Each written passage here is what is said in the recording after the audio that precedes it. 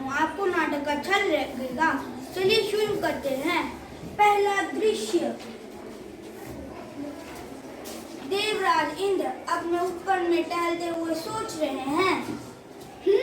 यह अच्छा अवसर है कर्ण को नीचा दिखाने का। सब कर्ण की प्रशंसा करते हैं। महावीर कर्ण, महादानी कर्ण, सुनकर तो मेरे कान ही पक गए हैं। आज कर्ण कुरुक्षेत्र के मैदान में पड़ा अपनी अंतिम सांसें ले रहा है। अपने मित्र वरुण को साथ ले लेता हूँ उसकी परीक्षा लेने के लिए। सूर्य और वरुण एक दूसरे को नीचा दिखाते रहते हैं। सूर्यपुत्र कर्ण के विरुद्ध कार्य करने में उसे कोई आपत्ति नहीं होगी। देवराज इंद्र ताली बजाते हैं। सेवक उपस्थित होता है। कहिए महाराज, क्यों बुलवाया? जाओ, शीघ्र ही वरुण देव को बुला लाओ। कहना हम उनकी उपवन में प्रतीक्षा कर रहे हैं। जी महाराज। कहिए महाराज, आज मुझे अचानक क्यों बुलाया, और वह भी इतनी जल्दी? वरुण, कर्ण की दान प्रियता के बारे में तो तुम परिचित ही हो। उसकी दान प्रियता की कहानियां सुनाते तो देवता भी नहीं थकते। हमें स्वयं उससे ईर्ष्या होती है। तो फिर? वरुण, आज कर्ण कुरुक्षेत्र के मैदान में बड़ी ही घायल अवस्था में पड़ा है। चलो आज भिक्षा मांगकर उसकी परीक्षा लेते हैं। अच्छा, ये अच्छा अवसर है। अपने कवच और कुंडल तो वो पहले ही दान में दे चुका है, अब तो उसके पास है ही क्या। पर इस देश में नहीं, हमें छद्म देश में जाना होगा। ठीक है, हम छद्म देश में चलेंगे। युद्ध भूमि, सूर्य अस्त हो रहा है। घायल सैनिकों की कराने की आवाजें आ रही हैं। कर्ण अपने रथ के समीप है। खून की धारा बह रही है। भयों से है दो व्यक्ति का दिन आपस में प्रवेश। रानी महावीर कर्ण की जय। महाराज कर्ण की जय। कौन? कौन? प्रणाम, मेरा प्रणाम स्वीकार करे। यशस्वी हो, गौरवशाली हुआ। हम दो निर्धन प्राणी हैं, सुबह से इधर उधर भटक रहे हैं।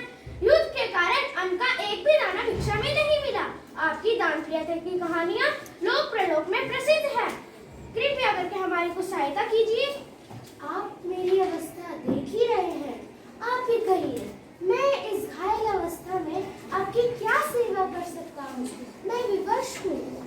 तो क्या आज ये बात असत्य साबित होगी कि कर्ण के पास आया कोई भी भिक्षुक खाली हाथ नहीं लौटा? आप क्या मतलब है, पत्थर उठाकर देंगे क्या? आप हमें पत्थर देंगे? आप दे तो सही। हम किसी अपवित्र वस्तु को हाथ नहीं लगाते, और फिर ये तो युद्ध भूमि में पड़ा रक्त और मिट्टी से सना पत्थर है।